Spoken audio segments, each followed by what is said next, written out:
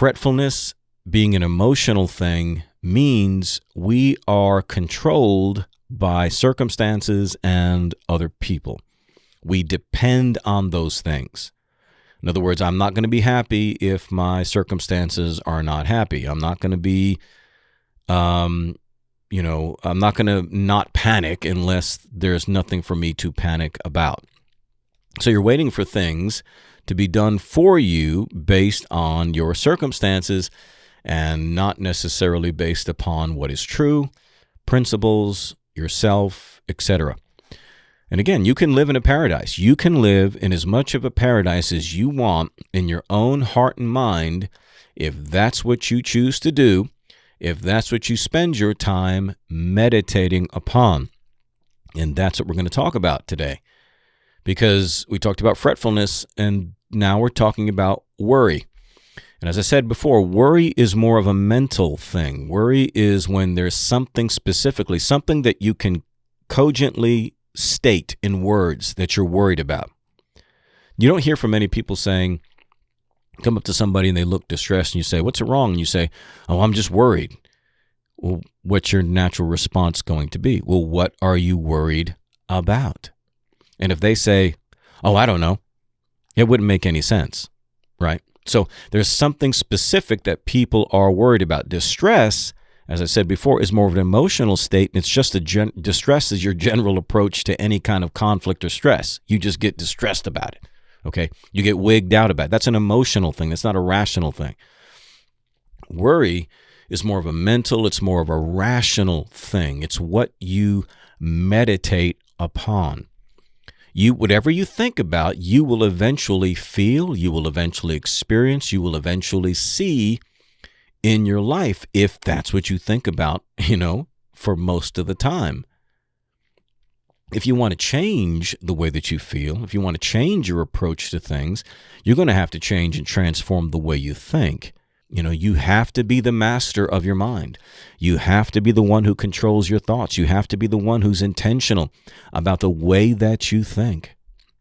When you get beset by negative circumstances, how you handle them when they first appear is so key to how they affect your life. I had asked a question on the Mental Motivation Facebook page, and somebody had answered, saying that they had just gotten laid off from a job that they've had for a very long time. I think it was driving a truck. And then now they had to find a whole new direction. And they said, man, this came at a bad time, and it certainly, made them uncomfortable, but they were going to go and do something about it right away and get looking into some other opportunities. And I just really commended that person for doing that, because that is the best solution when it comes to something like worry. You have to attack it. You have to attack the thing that you're worried about. Now, you may not solve the problem of the situation that you're dealing with right away, but it's important that you get aggressive about it. Why? Because it empowers you. Because when you attack it with action, you take the upper hand. And so you begin to see yourself as one who is determining things instead of one waiting for this thing to turn out. What a lot of people do is when they confront something that doesn't go their way, or it's a negative situation and they worry about it, they're waiting for this thing to work itself out.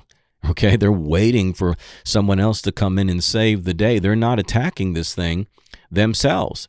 They're not taking the approach that, they're the one who has the power to bring the changes that they want. So there's an insecurity there.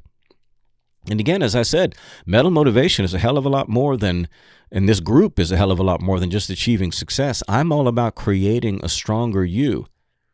Because life is always going to deal you a bad hand. You're always going to have negative situations to deal with. So what's the important thing? To learn how to deal with every situation or create a stronger you? I would say it's creating a stronger you, and that's the objective. Because a stronger you can deal with anything. A stronger you can deal with anything. So a stronger you is when it gets dealt with a setback, a stronger you is going to go into action. A stronger you is going to attack. A stronger you is not going to run and hide. A stronger you is going to confront what is confronting you. A stronger you is going to resist what is resisting you. You'll find solutions sooner. You'll feel more empowered. You'll be reinforcing your belief and your confidence in yourself. You'll be reinforcing your belief and your confidence in the wisdom principles that exist in this world. You, my friend, will become an overcomer.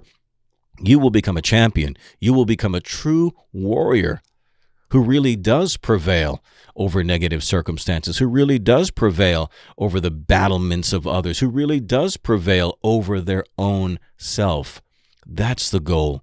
That's what we want for you. Can you dig it? I hope you can.